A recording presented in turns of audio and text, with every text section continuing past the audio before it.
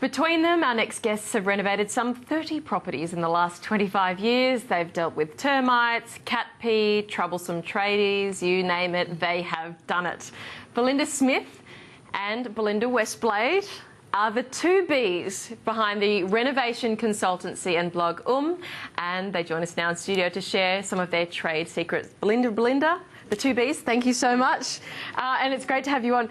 You call yourself Renovation consultants. What is that, Belinda Westblade? So basically, renovation consultants means that we guide people, give them the strategies to show them how to renovate a property without losing all their money. It's a very tricky game, and a lot of people want to get started, don't know where to start, and so they can call us in and we will go through absolutely everything from the beginning to the end with timelines, with decor, showing them different priced options so they know that they're going to be paying a certain amount. Yes. And not overspend for the look that they want. Because this is the kind of the other part of the Australian dream, buying somewhere and doing it up and then making so much money off it, right? And this is where Belinda Smith, Belinda, you come in. You're kind of facts and figures, the investment side of things. Because if you are renovating a property, you're not always doing it just for fun because you like it. You do want to make sure you've got more money out of the other end, don't you? Definitely. You want to be improving a property. Definitely. Yeah. And we both believe that if there's not good money at the end, it's not worth doing in the first place. Yes.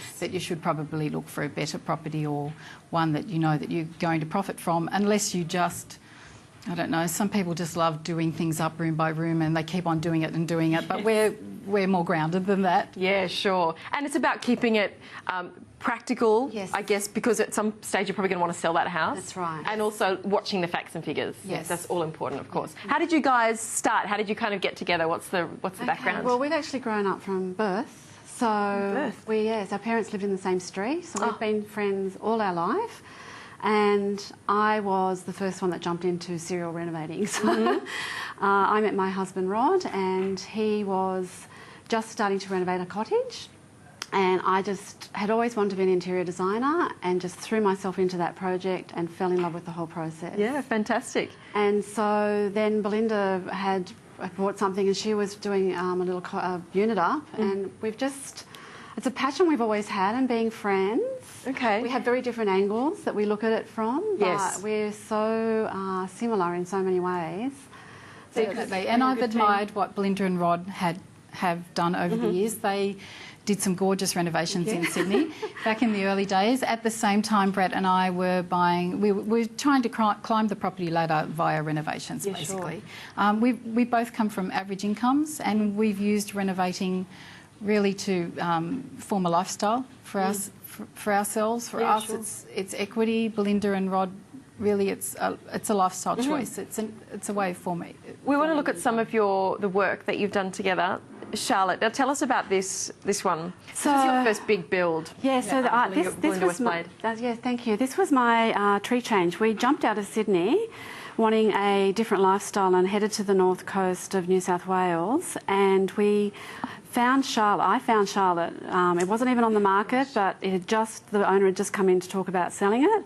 And we moved an original cottage off it because it was not designed very well. It wasn't built. It had 1970s extension, which was pretty ugly. So we moved that old part and we moved it to another street in Bangalow. Look at it. My husband just went, oh my goodness, what have we done? I was just thinking, I don't know if I'd ever contemplate just getting a truck in. So that's the old original one that we moved to another plot. And then you couldn't bulldoze that one. You know, no, it had some character. It really did, but it just didn't work for us. And then we built this home brand new in a Queensland heritage style on this magnificent block, and we landscaped it, and it was our dream home. And then after living there for 8 or 9 years, we really were struggling with getting work and wanting to do more renovations. So we decided to sell it, and we got the top figure of Bangalow for that property. It's enabled us to keep living in our beautiful environment, and keep renovating. Now let's have a look at another property. This is quite a derelict property.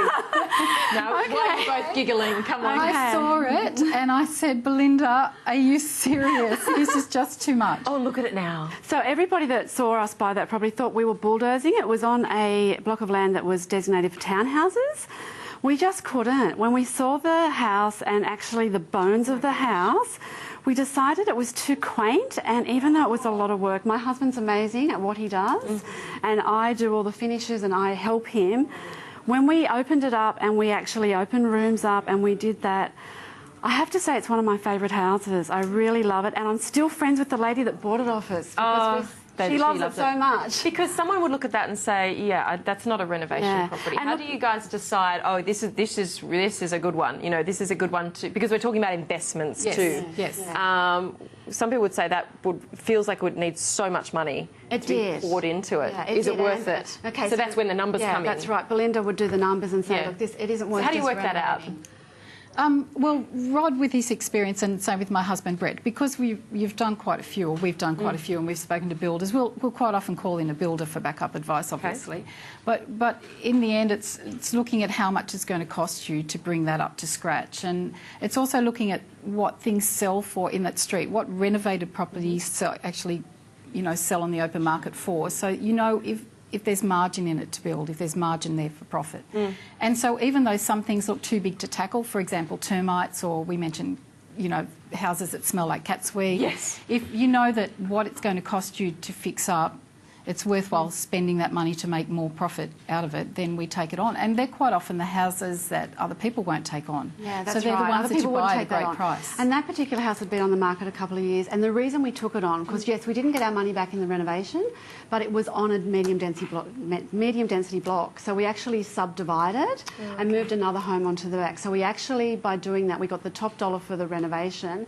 It didn't give us our money back, but the home at the back, then bringing that in and doing that did. And that house that was just on was my very first home. Oh, your very first home. My very first home, first home. Oh, so we've seen some of the pictures about that one, which was just beautiful. How lucky we'd had that home. What about this one? Now, what's this? Okay, so this was a property that I did a consultancy on in Byron Bay, and interestingly, that home had been on the market for a number of years, and people wouldn't buy it because of the colours. It was red, yellow and blue, as you could see inside. It was green and purple on the inside, and it had blue windows.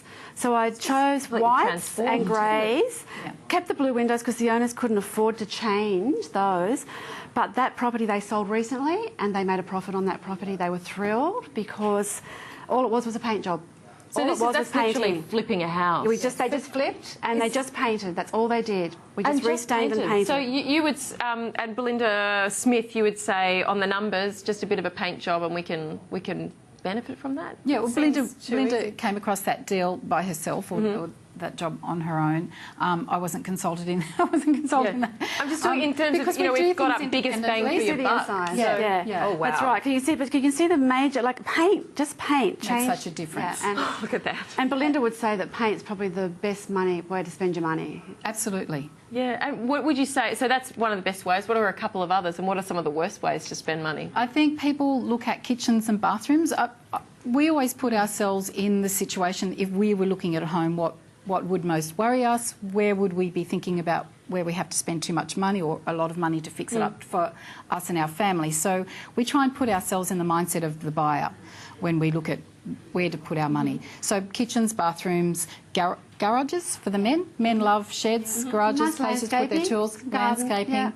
People envisage themselves and their children living in a space, so somewhere for the kids to do their homework and study, a second TV room, those sorts of things. If you can pull those out of a house, if you can make the house conform to those. And styling the home, presenting the home so that when people walk in, they see a lifestyle. They can imagine themselves living there, because I use a lot of recycled products and furniture, and it's presentation. And is it personal? How do you keep it with wide appeal but add some character in? Yeah, that's right. I don't do personal taste because you've got to pitch to the broader market. So I tend to do neutral hard finishes, the walls and all the colours, neutral tones.